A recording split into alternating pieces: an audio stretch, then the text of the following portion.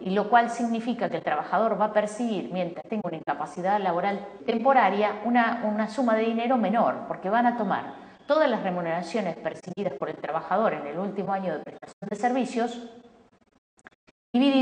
se suman, se dividen por el número de días efectivamente trabajados en el año o que debió trabajar y lo multiplica por 30,4, que sería el promedio de días de los meses del año. Entonces, allí tendríamos el ingreso base, con lo cual estamos advirtiendo de que esa suma no va a ser igual a la remuneración que otro trabajador en actividad esté percibiendo, porque estamos tomando salarios que en épocas inflacionarias está distorsionado y además está promediado. Esta prestación dineraria durante la incapacidad temporaria la presta del 1 al día 10 el empleador y luego la debe otorgar la RT hasta el alta o hasta la fijación de incapacidad laboral permanente, parcial o total. En el caso de que la incapacidad del trabajador sea permanente y parcial, la indemnización que se va a tener que pagar, es decir, la prestación dineraria que debe otorgar la RT, va a tener que ver también con ese número que era el ingreso base. Ese va a ser la fórmula de cálculo, pero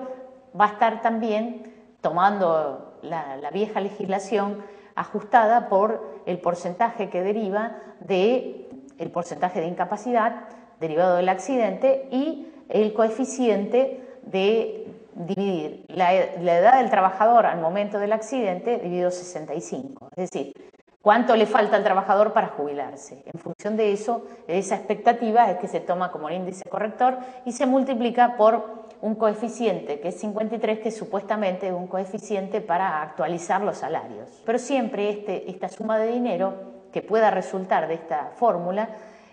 tiene un tope, porque no va a cobrarse lo que corresponda si supera el porcentaje,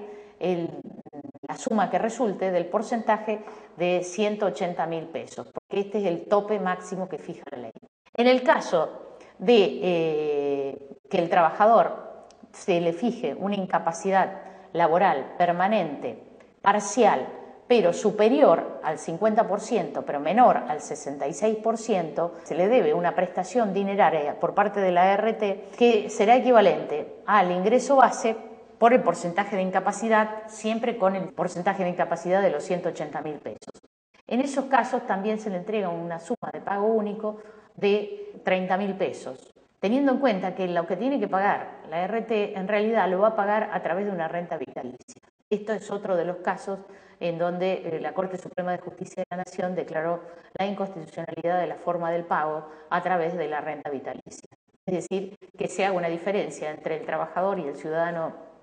común en el pago de una indemnización a través de una renta y no en el pago de la suma completa hacia el trabajador. Y en el caso que el trabajador se le fije una incapacidad laboral permanente total, es decir, mayor al 66%, la prestación dineraria que se le debe otorgar sería, además de que el trabajador va a recibir los beneficios de la seguridad social, es decir, va a recibir una jubilación, se le pagaría un complemento previsional, es decir, una fórmula que deriva del ingreso base multiplicado por 53, que es el coeficiente de actualización, por 65 dividido la edad de la víctima y siempre con el tope del porcentaje sobre los 180.000 pesos. Esto también ha merecido el rechazo de la Corte Suprema de Justicia, declarando la inconstitucionalidad del mismo por el pago en forma de complemento y no de la suma total al trabajador perjudicado o el trabajador accidentado. Siempre a esta suma o lo resultante de este complemento previsional se le paga una suma única de 40.000 pesos. Y en el caso del fallecimiento del trabajador se le paga la misma porcentaje de incapacidad y el 53 de esa fórmula de la que le conté recién para el caso de incapacidad laboral permanente total, y una suma que es diferente en ese caso porque son 50.000 pesos. Hay en la ley, en este sistema, una diferencia con los regímenes anteriores y que prevé gran invalidez, es decir, el trabajador que no pueda realizar por sí solo todas las tareas cotidianas. la RT debe pagarle a ese trabajador una persona que lo asista para la realización de todas las tareas hasta la muerte del trabajador. En cuanto a algunos de los casos que les comenté, es decir, algunas de las inconstitucionalidades que ha sido declarada ya por la Corte Suprema de Justicia, que si bien viene lento, se han declarado, por ejemplo, el pago de la renta periódica, es decir, el pago en cuotas, digamos, de la indemnización al trabajador. También el caso de, el más importante, la obturación o el cierre que tenía previsto el sistema de que el trabajador que planteaba o que iba por el sistema, transitaba el sinuoso camino que prevé el sistema, no pudiera luego reclamar frente a su empleador como una indemnización total, sino con esta tarifa, con estas fórmulas tarifadas que prevé la ley. Esto también ha sido declarado inconstitucional por la Corte Suprema de Justicia y permite que hoy un trabajador que obtuvo una reparación por el sistema tarifado y de acuerdo a las fórmulas que ello prevé, pueda ocurrir ante la justicia a plantear o a reclamar de su empleador o en su caso de su ART para que se le indemnice en forma integral. Podrá ir contra la ART en los casos en que ésta, la mayoría, no haya cumplido con los deberes de prevención que fija la ley. Fue cambiando los deberes de prevención. En un principio las ART tenían que controlar a todos los asegurados, es decir, tenían que controlar a todas las empresas que aseguraban y tenían que hacer un control eficaz, es decir, que cumplieran con las normas de higiene y seguridad del trabajo. Esto les resultaba imposible a las ART, con lo cual en el año 2000 se modificó y se previó que las ART solo debían controlar a las empresas que tenían más de 50 trabajadores o alta tasa de siniestralidad. La ART tiene, dentro de las prestaciones que debe otorgar, es la recalificación del trabajador. Y otra de las funciones que tiene es parte, digamos, de la función de prevención. Las ART deben capacitar mensualmente a los trabajadores de sus asegurados sobre cómo evitar riesgos en las tareas que desempeñan. Las ART tienen obligación de hacer los exámenes preocupacionales y los exámenes periódicos y además la ART tiene que hacer un relevamiento de cuáles son los riesgos de cada puesto de trabajo en todos los casos, con lo cual, porque si no, no es eficaz. El estrés, por ejemplo, también por el exceso de trabajo y la falta de las herramientas, del instrumental, las demandas, son muchísimos los riesgos a los cuales está expuesto, además de la bipedestación, por ejemplo, la misma posición en la que está un trabajador.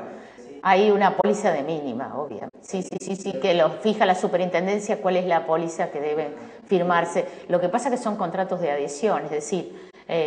cada RT, como en la mayoría de los seguros, presenta cuál es su póliza y cuál es su cobertura y la RT está obligada a hacer inspecciones de los lugares de trabajo. Si fuera necesario llegar a la clausura, ¿cómo le vamos a pedir que le cobro, digamos, mi cliente, al cual me paga todos los meses una suma de dinero, yo voy a caer y lo voy a tratar mal, le voy a cerrar el establecimiento, le voy a cerrar un sector desde el inicio, que es difícil, imposible de que se pueda hacer, se pueda resolver ese tema. Pero evidentemente los intereses son muy fuertes porque año a año los proyectos de reforma de la ley están, inclusive de prácticamente un nuevo sistema, y no logran pasar la barrera de la Cámara de Diputados, es decir, no pasa la aprobación de una de las cámaras, que no son los beneficiarios de los trabajadores, sino